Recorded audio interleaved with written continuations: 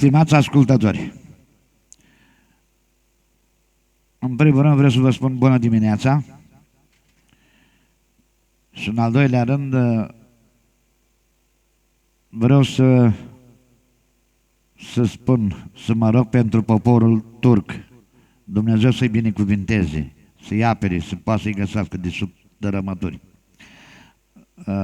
N-aș fi vrut să mai cânt vreo 2-3 zile, dar am o doamnă care m-a rugat frumos, dacă tot cânt eu așa de bine, pot să-i fac sârba lui Ion Drăgoi și vreau să mă ții de cuvânt și am căutat-o, că oricum am mai uitat-o și am căutat-o pe YouTube și am învățat-o cât de cât și vreau să îi fac dedicația asta, sârba lui Ion Drăgoi.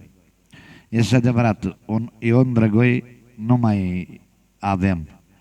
Avem vioriști buni, extraordinar de buni, dar felul cum cânta Ion Drăgoi și aspectul lui comercial și cum zâmbea nu mai există. A fost unicul viorist.